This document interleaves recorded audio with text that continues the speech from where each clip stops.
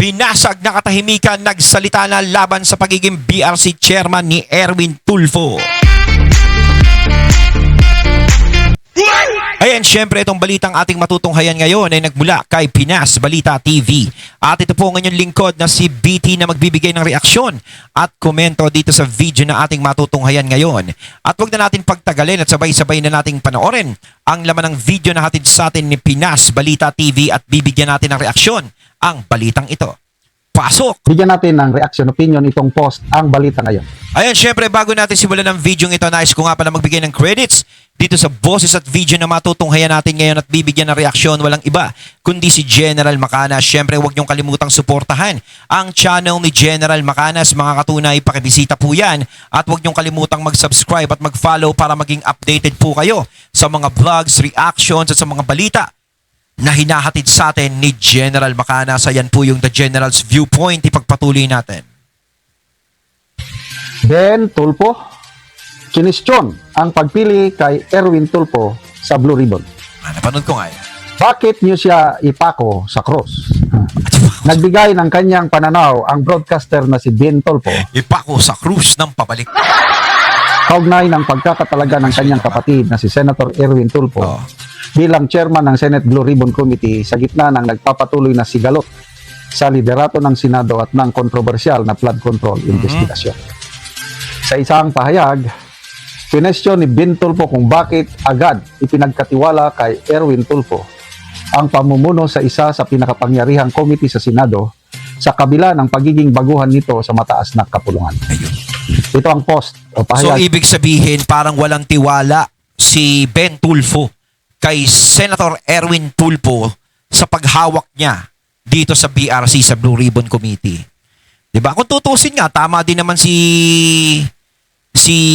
Ben Tulfo sa sinasabi niyang 'yan. No, marami pa naman diyan kasi napanood ko 'yun yung video 'yun. No, na parang nag-aalangan siya na bakit yung pinahawak dito sa utol ko yung 'di ba? Blue Ribbon hindi, kumbaga sa experience hindi pa naman talaga masyadong matindi yan. Ay baka mamaya pinagbasihan nila yung mga programa ni Senator Erwin na doon talaga parang matindi siya. 'Di ba?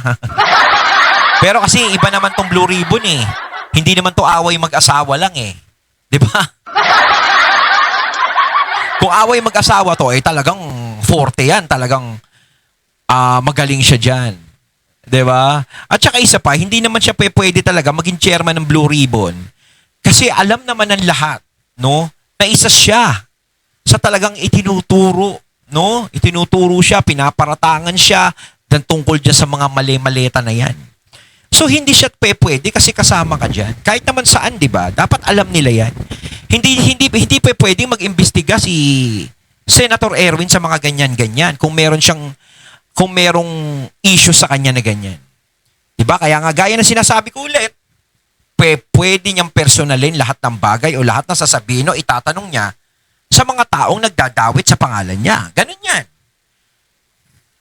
Ni Ben Tulfo, bakit ninyo siya ipapako sa krus at maging chairman ng Senate Blue Ribbon Committee? New Vi. Siya daw si Estas. Baguhan. Neophyte Senator, bagito. Then, pahahawakin ninyo agad ng Senate Blue Ribbon Committee? Mahirapan po si Senator Erwin. Hindi ko ina-underestimate ang kanyang kakayahan. Hindi ko minamaliit. Ang gusto ko lamang, teka muna. Wala ba kayong iba dyan? Oh. May galit ba kayo sa utol ko na hindi ko pinagtatanggol bagkos baka naman dahil mahirapan yan bago pa yan? Kumbaga parang sinasabi ni Ben Tulfo rito, may galit ba kayo sa utol ko? Bakit siya nilalagay nyo dyan sa Blue Ribbon? Di ba parang gusto nyo siya ipahiya? Kumbaga parang ganito Nandiyan naman si Lito Lapid, ba tayo niya ilagay? Yun, veterano na yun.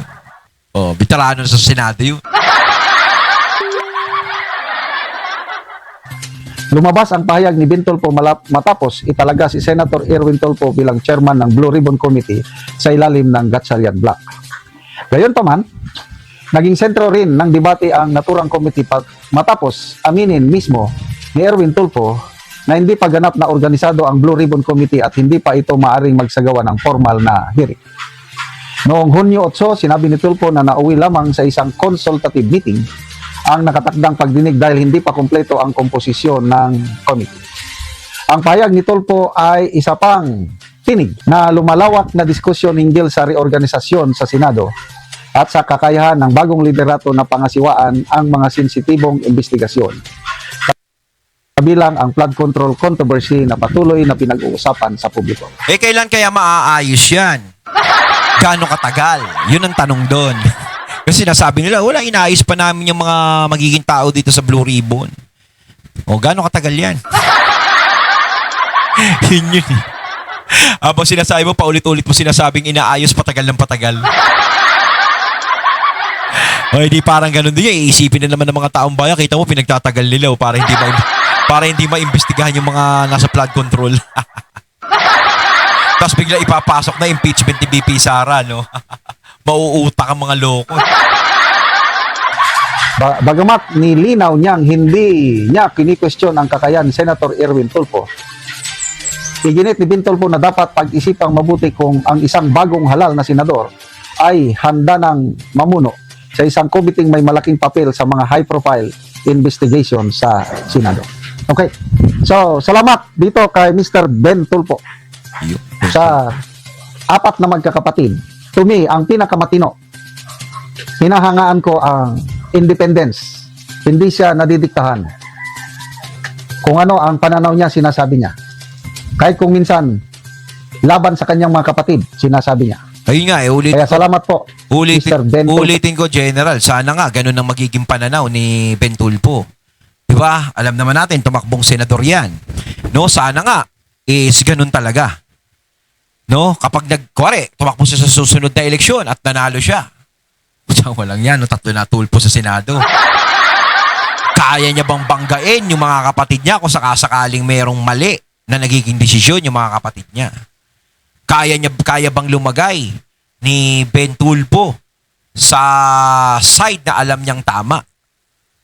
'Di ba? Kasi gaya naman ni Senator Erwin at Senator Rapi, hinangaan natin dati dahil sa mga prinsipyo nila. Pero nung simula ng nagkaroon ng pwesto sa gobyerno, is talagang napakalaki ng pinagbago. Si Ben Tulfo kaya, kung sakasakaling siya ay magkaroon ng pwesto dyan sa gobyerno, matatawag pa rin kaya natin siyang sibitag? Diba? Sana nga. Humihiling tayo na sana nga totoo lahat ng sinasabi niya dito. 'Di ba? Na talagang taong bayan ang una sa kanya at talagang handa niyang suwagin o salagin kung sino man ang gumagawa ng mali. Mapakaibigan, mapakapatid, mapakamag-anak, etc. etc. Po sa pagsasalita. I agree na masyado pa siyang bagito. Oh. Nung una, itong si Lacson, nung si Lacson pa ang BRC chairman, Erwin Tulfo nilagay nilang vice chairman. Nung nag-resign si Lacson, medyo nagsalita itong si Erwin Tulfo na wala akong choice. Kung walang iba, di ako na lang mag-acting. Kaya lang, nakita ko yung pag-alanganin niya noon dahil bagito nga siya. Hindi pa siya abogado. Oo. Kasi ang kailangan mo dito, abogado sana. Oo. Yan ang hirap Nilalagay nila sa Blue Ribbon, hindi abogado Kasi mas malaki yung advantage na ang chairman ng Blue Ribbon abogado. Diba? Kung sino-sino na lang nilalagay natin dyan Diba?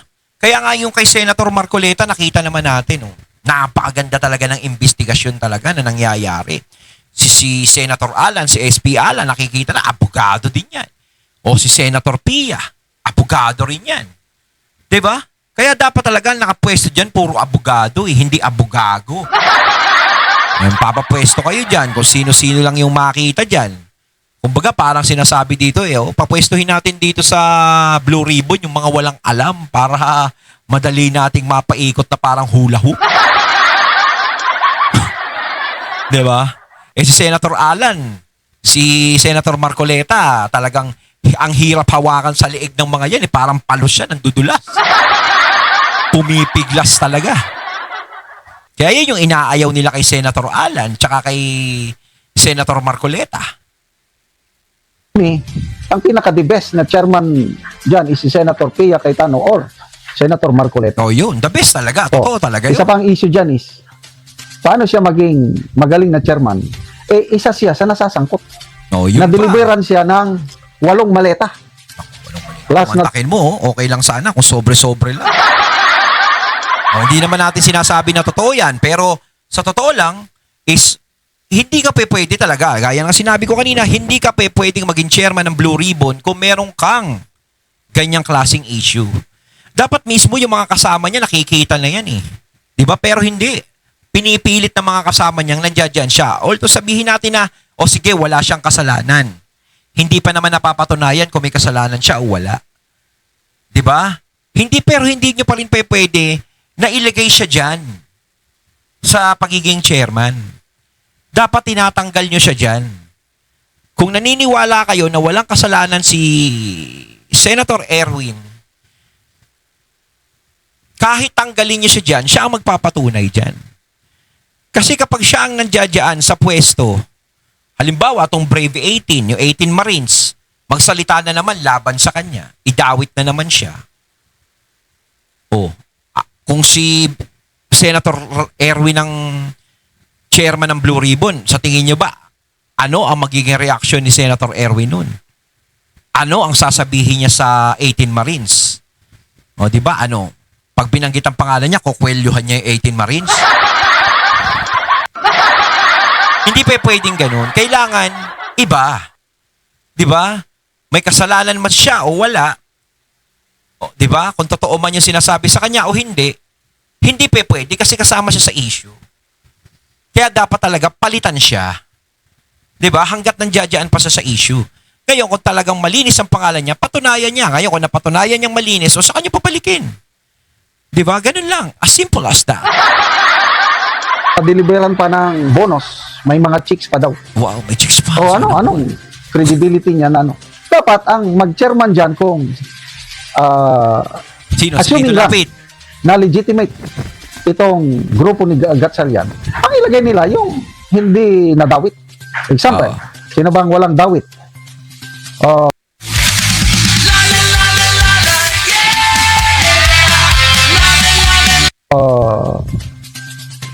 Lito Lapid. Walang dawit. Kaya nga mga loko-loko din to mga to, sana nga, kung gusto nila lang, kasi si Senator Erwin, nilagay nila dyan wala naman masyadong experience, wala masyadong alam Kaya iniisip ng ibang mga nakakusap ko, siguro kaya nilagay si Erwin dyan para madali nilang mahuhukos pa, madali nilang madikta, madali nilang para mas madali, pinakamadali, ilagay nyo na lang si Lito Lapid. Total naman, parang ayaw nyo naman buksan o pag-usapan yung flood control project dyan. O para sigurado talagang hindi mapag-usapan, si Senator Lapid na ilagay nyo dyan. Diba? Ikaw na lang pumalit, Senator Lapid. Diba? O malapit na yung Sigabo. O baka hindi ka ba extra doon? O lalabas doon, Senator Lito Lapid? Si Mark Lapid lang nandoon. Dawit yan Kaya lang, hindi naman siya seriously speaking, baka pwede si Pangilinan dahil abogado. Nako, isa pang walang pupuntahan yan. Kapag si Pangilinan ang nandiyan sa chairman ng Blue Ribbon, wala namang dawit. Wala na ba iba? Sa flood control si Pangilinan. Huwag lang si Risa dahil may din siya ng budget insertion. May issue din yan. But anyway, kung ano man ang mangyari dito sa Sigalot sa Senado, pag hindi ito ma-resolve, ang nakikita ko ang kawawa taong bayan. Yes, tama. Hati ang taong bayan, kailang sa tingin ko, mas marami ang taong bayan na sumusuporta sa grupo ni Cayetano. Makikita mo dito sa mga reaksyon. Tignan natin ang... Kala ko magpapakita ka rin ng books general para si Cayetano. People's reaction dito 1,800 ang nag-react, 1,300 ang tumatawa. Anong tinatawanan? Yung pagtatalaga kay Erwin Tulfo. 434 ang nag-like. So mas marami percentage-wise ang sumusuporta dito sa grupo ni Senator Al. Cayetano. Jason Ditayo, ginawang pain ang utol. Efren Luis, because he bent the law that he amended and second demotion by Crispin Rimulya. Tulungan natin ang bansa, Bintulfo, always go with the truth. May tama kayo, sir, I guess, you're right. Person to talk to your brother para di mabend ang law. Ayun, natatay natin ngayon ng video na nagbula kay Pinas Balita TV at syempre natin ngayon natin ang boses at video na yun na binigyan natin ng reaksyon na nagbula kay General Macanas. Kayo mga katunay, anong masasabi nyo tungkol dito? Comment lang po kayo sa comment box. So once again, I'm BT and I'm out. Peace.